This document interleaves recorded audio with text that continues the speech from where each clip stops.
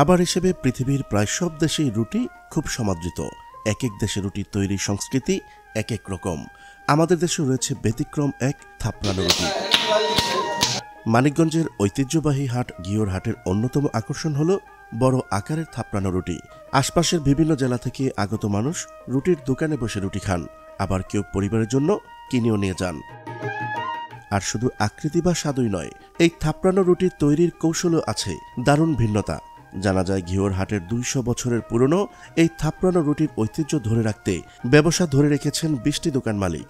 আগে ২৫টি দোকানে তৈরি হতো এই থাপড়ানো রুটি।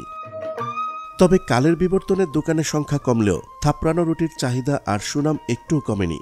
বাপদাদার আমল থেকে চলে আসা এই রুটির ব্যবসাকে ধরে রেখেছেন তারা। কত বছর হবে আপনি এই রুটির কারিগর হিসেবে? আমি রুটি ছাড়াই অন্তত ৫৫ বছর ৬০ বছর এইরকম। এই একই পাশে নিয়ে আছেন না? নিত্য পণ্যের দাম বাড়ার কারণে থাপড়ানো রুটি বিক্রি করে আগের মতো লাভ না হলেও বাপদাদার শত বছরের ব্যবসাকে ধরে রেখেছেন ঘিওর হাটের এসব দোকান মালিক। সরেজমিনে গিয়ে দেখা যায় সপ্তাহের প্রতি বুধবার বসে এই হাট। হাটের দিন সকাল থেকে শুরু হয় ঐতিহ্যবাহী এই থাপড়ানো রুটি তৈরির বিশাল এক কর্মযজ্ঞ। রুটি তৈরির কারিগররা ব্যস্ত সময় পার করছেন, আর দোকানের কর্মচারীরা ক্রেতাদের চাহিদা মতো রুটি দিচ্ছেন।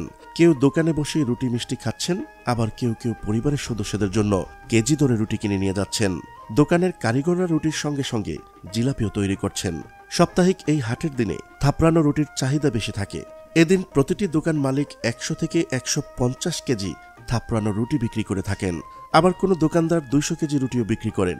তবে সপ্তাহের বাকি দিনগুলোতে থাপড়ানো রুটি কিছুটা কম বিক্রি হয় বলে জানান ব্যবসায়ীরা। প্রায় ২০০ বছরের ঐতিহ্যবাহী এই থাপড়ানো রুটির রয়েছে ৩টি লেয়ার বা স্তর, তাই ভিন্ন এই রুটি খেতে অনেক সুস্বাদু। থাপড়ানো রুটির আকার অনুযায়ী প্রতি পিস ১০ থেকে ২০ টাকা ও ১২০ টাকা কেজি দরে বিক্রি হয়। প্রতি হাটে এক একটি দোকানে ২০০ থেকে ২৫০ কেজি রুটি বিক্রি হয়। তাতে হাটের দিন ২০ থেকে ৩০ হাজার টাকা রুটি বিক্রি হয়। শত বছরের পুরনো ঐতিহ্যবাহী ঘিওর হাট। সারা দেশে এই হাটের সুনাম রয়েছে। একসময় এই হাটকে নিয়ে গর্ব করত এলাকাবাসী। তার অন্যতম উপসঙ্গ ছিল গরুর হাট, থাপড়ানো রুটি এবং সোনালী ফসল পাট। তবে গরুর হাটটি বিলীনের পথে থাকলেও থাপড়ানো রুটির ঐতিহ্য এখনও রয়ে গেছে। দূর থেকে লোকজন এই হাটে থাপড়ানো রুটি আর মিষ্টি খেতে আসেন, কিন্তু দ্রব্যমূল্যের ঊর্ধ্বগতিতে বিপাকে পড়েছেন এই রুটি ব্যবসায়ীরা। কারণ সবকিছুর দাম বাড়লেও ঘিওর হাটের ঐতিহ্য ধরে রাখতে তারা বাড়ায়নি রুটির দাম। আগেও ১০ টাকা ছিল, এখনো ১০ টাকা।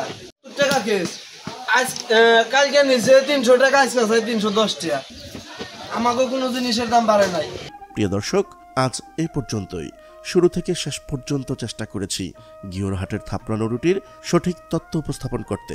কোথাও কোনো তথ্যগত ভুল কিংবা আপনার পরামর্শ থেকে থাকলে তা কমেন্ট করে জানাতে পারেন। দেখা হচ্ছে পরবর্তী ভিডিওতে। ততদিন পর্যন্ত মহান আল্লাহ তাআলা সবাইকে ভালো রাখুক, সুস্থ রাখুক। আল্লাহ হাফেজ।